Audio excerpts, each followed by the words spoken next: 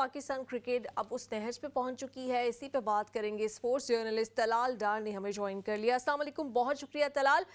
आप जैसे पैशनेट इंसान से, जिसका मैं पर्सनली विटनेस हूँ कि वो क्रिकेट से मतलब इतना प्यार करता है कि शायद अपने बच्चे जब पैदा हुए तो उनके बारे में पहले से ही सोच लिया था तलाल ने कि उनको क्रिकेटर बनाना है।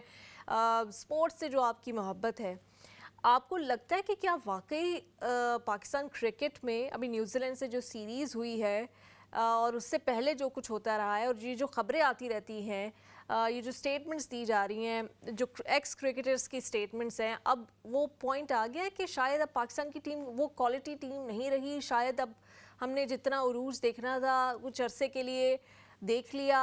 क्या किस तरह से देख रहे हैं आप पाकिस्तान क्रिकेट को? देखिए नीलम, अब काफी क्रिकेट इसलिए बदल चुकी है। तकरीबन हर साल ही अब कोई ना कोई आईसीसी इवेंट होता है। अब जो हाल ही में सीरीज हुई न्यूजीलैंड के खिलाफ, जो T20 सीरीज की आपने बात की, उसमें पाकिस्तानी जो सिलेक्टर्स थे या जो पाकिस्तानी मैनेजमेंट है, आखिरकार वो उस जिद से हट गए हैं कि हमने अब टीम को रीबिल्डिंग के फेज पे लेके जाना है, जो कि बहुत पहले शुरू हो जाना चाहिए था, लेकिन उसके लिए ये लोग मान ही नहीं रहे थे। लेकिन अब आखिरकार जब ये रीबिल्डिंग का फेज शुरू हुआ है, इसमें थोड़ा सा सब्र का मुजाहरा, थोड़ा पेशेंस का मुजाहरा करना पड़ता है। और वही बात आ जाती है कि अच्छा बहुत होता अगर ये आज से 2-3 साल पहले इनको रियलाइज हो जाता कि बाबर आजम और मोहम्मद रिजवान के इर्द गिर्द जो इनकी टीम घूम रही है, ये बहुत ज्यादा अरसा चल नहीं सकेगा। 2021 में आपको याद है, पाकिस्तान ने इंडिया को वर्ल्ड कप में शिकस्त दी थी T20 में, और उसके बाद से इन पे ऐसा एतमाद हो गया था पाकिस्तानी मैनेजमेंट को, पाकिस्तानी सिलेक्टर्स को, कि उस दौरान तकरीबन 26 कोच चेंज हुए और 4 चेयरमैन बदले, लेकिन रिजवान और बाबर वहीं के वहीं थे। तो अब आखिरकार यंग लड़कों को मौका तो मिल गया है, लेकिन अब वही बात है कि हसन नवाज ने एक मैच में तो बहुत जबरदस्त बैट की, तेज तरीन सेंचुरी उन्होंने बना दी, लेकिन दूसरी तरफ अगर हम देखें मैचेस में वो 0 पे आउट हो गए थे। तो ऐसे में वही बात है कि तलाल, यही तो मसला एक है ना कि गैम्बल खेला एक है तरफ अब। सेंचुरी है, एक तरफ जीरो है। हम नहीं एक्सपेक्ट कर रहे कि वो हर मैच में सेंचुरी करे। वो कुछ देर के लिए रुके तो सही, वो तो आते साथ ही चले जाते। दोनों ओपनर्स ही ऐसा कर रहे हैं। तो रीबिल्डिंग का ये जो मरहला आपने कहा शुरू हुआ है, ये बड़ा पेनफुल है। बिल्कुल, देखिए नीलम, इसमें वही बात आ जाती है कि शायद ज़्यादा फरहान, अब एक उम्मीद जागी है कि उन्होंने पीएसएल में उनको इस्लामाबाद यूनाइटेड ने अब पिक किया है, और इन्होंने जो हाल ही में नेशनल T20 कप हुआ था, उसमें उन्होंने 4 मैचेस में मैन ऑफ द मैच बने, हाईएस्ट स्कोरर थे। उन्होंने पाकिस्तान की T20 की सबसे बड़ी इनिंग्स खेली, 150 रन उन्होंने बनाए। तो उनसे अब थोड़ी सी उम्मीद जागी है। फिर इनको थोड़ा सा हम कह सकते हैं कि हाथ हल्का इन पे इसलिए रखा जा सकता है कि ये न्यूजीलैंड में बाउंसी पिचेस हैं, मुश्किल पिच थी। हालांकि अब न्यूजीलैंड ने अपने जो मेन प्लेयर्स थे उनको तो रेस्ट नहीं करवाया जो चैंपियंस ट्रॉफी के लिए थे, लेकिन फिर भी न्यूजीलैंड एक थोड़ी मुश्किल जगह है। तो उम्मीद करते हैं कि अब जो आगे पीएसएल के बाद बांग्लादेश के खिलाफ सीरीज होगी, एक बांग्लादेश ने पाकिस्तान आके सीरीज खेलनी है, फिर पाकिस्तान ने बांग्लादेश जाके सीरीज खेलनी है। तो उम्मीद करते हैं कि वहां पे इन खिलाड़ियों की परफॉर्मेंस थोड़ी बेहतर होगी, क्योंकि अगले साल ही T20 वर्ल्ड कप आ रहा है, और वो भी इंडिया में होना है, इंडिया और श्रीलंका में। तो टाइम बहुत कम है रीबिल्डिंग के लिए, इनको इतना ज्यादा टाइम मिलेगा नहीं कि इनको 50 कोई 30-40 मैच या 50 मैच मिल जाए। इनको जल्दी से जल्दी सॉर्ट आउट करना होगा कि हम किस टीम के साथ वर्ल्ड कप में अच्छा जाएंगे। तलाल, आपने कहा कि रीबिल्डिंग का फेज़ है, रिजवान और बाबर के अराउंड ये टीम नहीं घूम सकती थी, उन पर नहीं रिलाई किया जा सकता था बहुत ज़्यादा। लेकिन अगर करने हैं फैसले तो फिर मुकम्मल तौर पे रीबिल्डिंग करें ना, कि शाहीन आफरीदी जो परफॉर्म ही नहीं कर रहे, उनकी उनके लिए भी किसी नौजवान को उनकी जगह मौका दें। शादाब खान, जो कि सब पूछ रहे हैं कि वो परफॉर्मेंस बता दें, वो मैच बता दें। शायद हमसे मिस हो गया, हम क्रिकेट से डिसअपॉइंटेड ज़्यादा हो गए थे कि शादाब खान की बड़ी बड़ी जो परफॉर्मेंसेस उन्होंने ऑलराउंड परफॉर्मेंसेस दी हैं वो हम देख नहीं पाए, जिसकी बिना पर आपने उनको वाइस कैप्टन का जो उनका टाइटल है वो दोबारा से रिज्यूम हुआ है, वापस आए। तो रीबिल्डिंग में फिर टोटली नए लोगों को मौका दिया जाए ना।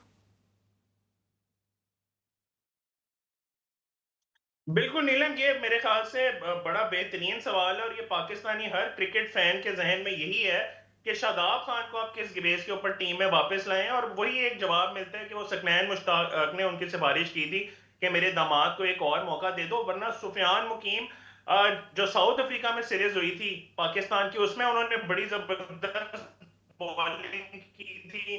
पाकिस्तान 3-0 से सीरीज जीता था। उसके बाद उन्होंने जिम्बाब्वे में बड़ी अच्छी बॉलिंग की और वो बड़े सेंसिबल बॉलर हैं।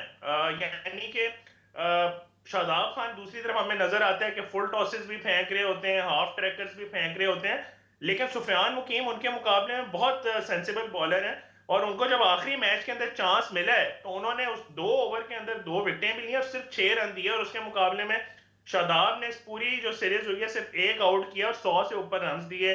ना उनकी बैटिंग में कोई इतनी खास परफॉर्मेंस थी। तो मेरे ख्याल से सेलेक्टर्स को भी जवाब मिल गया। फैंस तो पहले ही चाहते थे सुफियान मुकीम को मौका मिले, और सुफियान मुकीम जो इंडिया और श्रीलंका, खास तौर पे श्रीलंका में जो पाकिस्तान ने मैचेस खेलने हैं, तो वहां पे बहुत ज्यादा इफेक्टिव होंगे सुफियान लेकिन मुकीम। तो उम्मीद तलाल, करते हैं कि आपने अब कहा कि शादाब खान वाले एक्सपेरिमेंट से तौबा कर लेंगे सेलेक्टर्स। आपने कहा सेलेक्टर्स को जवाब मिल गया, लेकिन मसला ये है कि अब आगे आ रही है पीएसएल। अब जो आगे इसके बाद जो नेक्स्ट स्क्वाड सेलेक्ट होगा ना, वो इस्लामाबाद यूनाइटेड और कराची किंग्स और लाहौर कलंदर्स और ये जो हमारी टीम्स है पीएसएल की, इनकी 3-3 4-4 मैचेस की परफॉर्मेंस के ऊपर और किस क्वालिटी क्रिकेट में खेल रहे होंगे, किन पिचेस पे खेल रहे होंगे, इनके ऊपर नेक्स्ट स्क्वाड बनने जा रहा है। तो मेरा नहीं ख्याल कि ये आपको लगता है कि आकिब जावेद जो आप कह रहे हैं कि नहीं नहीं वनडे की टीम तो हमारी बेहतर है, और आकिब जावेद एक राइट फिट हैं फॉर दिस जॉब? ठीक है, एक बार उनको मौका मिला टेस्ट के हवाले से, उन्होंने प्रिडिक्शन की, बड़ा सब कुछ बेहतरीन हो गया, लेकिन वो लंबे अरसे तक पाकिस्तान क्रिकेट को सर्व कर सकते हैं? वो जस्टिफाई कर रहे हैं वो ओहदा जो उनको दिया गया है? देखिए, आकिब जावेद का जो चैंपियंस ट्रॉफी में एक्सपीरियंस था वो तो बहुत ही बुरी तरह वो फेल हुए, कि जिस तरह उन्होंने कहा था कि हम एक स्पिनर के साथ भी चैंपियंस ट्रॉफी जीत सकते हैं, और हमने देखा कि वो कितनी बुरी तरह उनका वो फेल हुआ तजर्बा। दूसरी तरफ हमें उनकी बहुत से बयानात में तजाद भी नजर आते हैं। एक तरफ तो वो कहते थे कि जी शाहीन अफरीदी और हारिस रऊफ को वनडे क्रिकेट खेलनी ही नहीं चाहिए, और उनको फिर चैंपियंस ट्रॉफी में ले गए थे। तो अब उनको तो इन्होंने वनडे टीम से ड्रॉप कर दी है, और कल सुबह यानी कि पाकिस्तानी वक्त के मुताबिक 3 बजे जो मैच शुरू होना है पाकिस्तान और न्यूजीलैंड की ओडीआई सीरीज का, उसमें यंग खिलाड़ी आकिब जावेद को मौका दिया गया है, मोहम्मद वसीम जूनियर को मौका दिया गया है, और उनके साथ साथ नसीम शाह होंगे। तो उसमें तो ओडीआई में तो उनकी इतनी खास नहीं नजर आ रही। हाँ, T20 में क्योंकि आपको पता है वो लाहौर कलंदर के 8 साल से टीम डायरेक्टर थे, और उसके अलावा 2 बार उन्होंने लाहौर को पीएसएल भी जिताया था। 4 सीजन तो ऐसे थे जब लाहौर आखिरी नंबरों पे आता था, जब उन्होंने सुहेल अख्तर को कैप्टन बना दिया था। तो T20 का उनका थोड़ा बेहतर तजर्बा है। तो उम्मीद की जा सकती है कि ये T20 वर्ल्ड कप हो रहा है, उसके लिए ये शायद कोई बेहतर टीम बना लें। लेकिन जैसे हमने बात की कि न्यूजीलैंड में जो अभी सीरीज 4-1 से हारे, उसमें तो इतना खास इनके नहीं लग रहे जो इन्होंने टीम बिल्ड की थी। लेकिन उम्मीद करते हैं कि अब जो बांग्लादेश में सीरीज आ रही है, क्योंकि बांग्लादेश थोड़ी हल्की टीम है, उनके खिलाफ शायद ये जीत के फिर थोड़ा कॉन्फिडेंस में लड़के वापस तो आ तलाल, जाएंगे। फिर फायदा क्या हुआ बांग्लादेश के खिलाफ? तो फिर बाबर आजम रिजवान भी खेल ही लेते, फिर रीबिल्डिंग का हमें क्या फायदा हो रहा है? कि अगर सिर्फ फिर ये कर लेना फैसला कि पाकिस्तान इन टीम्स के खिलाफ अच्छा खेलेगा, ये टीम्स के खिलाफ हम नहीं खेल सकते, इन कंडीशंस पे हम नहीं खेल सकते, हम गिव अप करते हैं, हमें न्यूजीलैंड में ना खिलाया जाए, हमें इंग्लैंड में ना खिलाया जाए, as a matter of fact अब यूएई में भी शायद ना खिलाया जाए।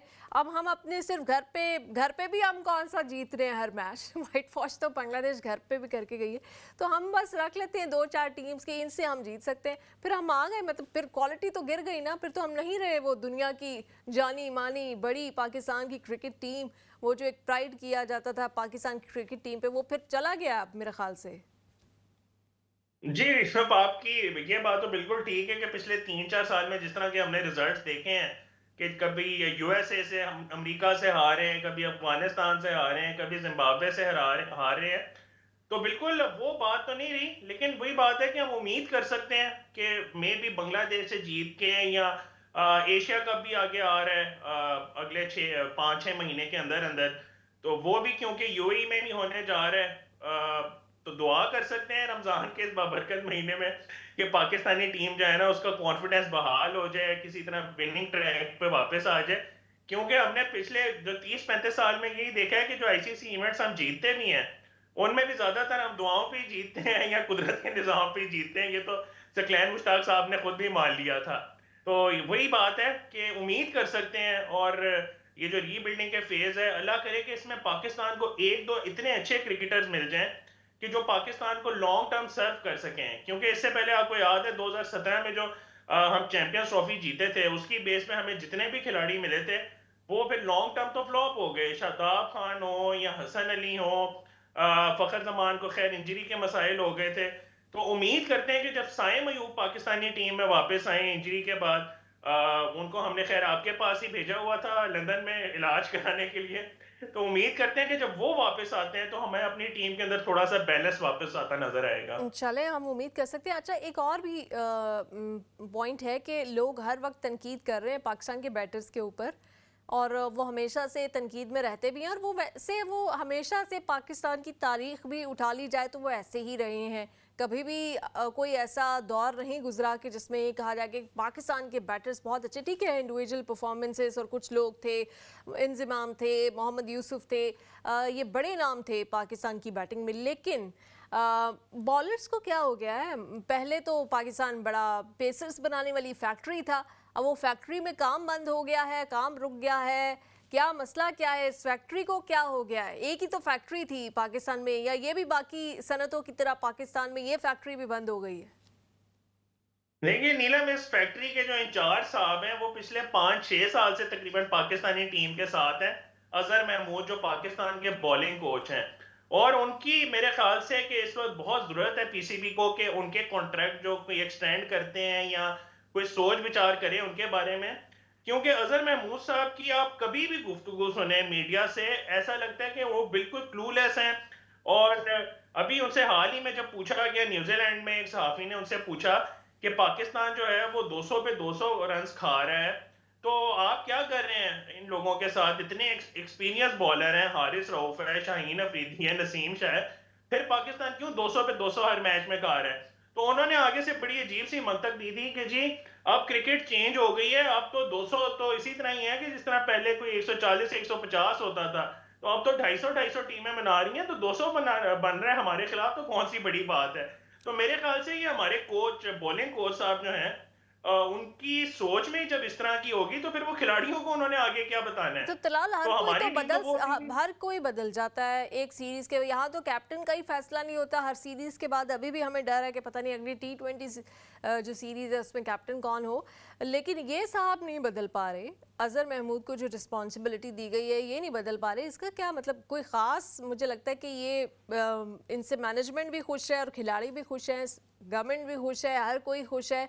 इनके बारे में बात हो नहीं रही, इनके काम के बारे में, कि ये क्या डिलीवर कर रहे हैं। बिल्कुल नीलम, मेरे ख्याल से इस वक्त पूरे पाकिस्तान में सबसे सेफ जॉब अजहर महमूद की है, जो कि इतने अरसे से अंडर परफॉर्म कर रहे हैं, बॉलर्स को अच्छे से ग्रूम नहीं कर रहे पाकिस्तान की। जिस तरह अभी आपने बात की कि पाकिस्तान को पेस फैक्ट्री समझा जाता था, पाकिस्तान के पूरी दुनिया पाकिस्तान के पेसर से डरती थी, और अब इतना मजाक बनना शुरू हो गया पाकिस्तानी पेसर्स का कि लोग कहते हैं कि शायद अगर 300 कभी बना T20 में तो इन्हीं बॉलर्स के खिलाफ ना बन जाए। तो हमारे बॉलर्स का तो इतना रोब दबदबा होता था कि जब बॉलर रनअप के लिए भागता आता था तो बॉलर बैटर्स के पसीने छूट जाते थे। वो कहते हैं ना कि सचिन तेंदुलकर की भी जो टांगे थी वो कांप रही होती थी जब पाकिस्तानी फास्ट बॉलर आते थे सामने। तो इतना बुरा हाल पाकिस्तानी फास्ट बॉलिंग का कभी भी नहीं हुआ था, और उम्मीद करते हैं कि जो वसीम अकरम या वकार यूनिस या जो पाकिस्तान के बड़े बड़े बॉलर्स टीवी पे बैठ के बड़ी बड़ी बातें करते हैं, वो खुद मैदान में आए और इन यंग बॉलर्स को ग्रूम करें, ताकि पाकिस्तान की दोबारा से उस तरह से फास्ट बॉलिंग की रेपुटेशन बहाल हो। आपको कोई क्या किसी को बताएगा? आप सब ने टीवी चैनल्स बनाए हुए हैं, टीवी चैनल्स के ऊपर बैठ के तज्जिए करने हैं, तबसरे करने, वहाँ तक अच्छे लगते हैं। कोई किसी को कॉल करके नहीं बताता, कोई किसी से पूछता भी नहीं है, क्योंकि पिछले दिनों पता चला था कि बाबर आजम ने भी कभी किसी से कुछ नहीं पूछा कि मेरी परफॉर्मेंस ख़राब जा रही है। अच्छा, ये जो आपने टांगे कांपने की बात की कांपने की बात की है ना, मुझे लगता है ये जो सिलसिला है ना, ये उस वक्त ख़त्म हुआ है जब से कांपे टांगना शुरू हुई हैं। क्योंकि अब तो मुझे लग रहा है कि हमारे बॉलर्स की कांपे टांग रही होती हैं। वो आपने देखा होगा इंडिया के खिलाफ जो मैच था चैंपियंस ट्रॉफी में, शाहीन अफरीदी, पता है कि विराट कोहली सेंचुरी बनाने वाले हैं, लेकिन उनकी शायद कांपे टांग रही थी कि वो उनको सीधी बॉल भी नहीं कराना चाह रहे थे, क्योंकि उस वक्त तक पूरा का पूरा मैच आपके हाथ से निकल चुका था, लेकिन आप सिर्फ ये सोच रहे थे कि शायद 100 ना हो सके या जो भी व्हाटएवर।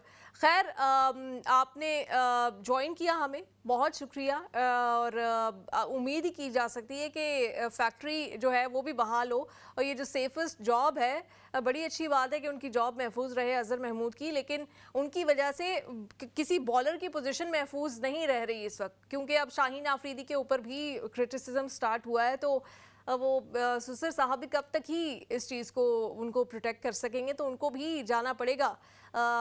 तो खैर उम्मीद कर सकते हैं, आप भी दुआ करें। आपने कहा कि रमज़ान के बाबरकत महीने में अब यही दुआ रह गई है कि हम इनके लिए दुआ करें कि ये एक एक मैच करके जीते, और आगे फिर दुआ यही है कि बांग्लादेश में जाएं, वहाँ जीत जाएं, क्योंकि मुझे तो वहाँ भी इस वक्त कोई उम्मीद नज़र नहीं आ रही, इनका कोई मोमेंटम दिखाई नहीं दे रहा।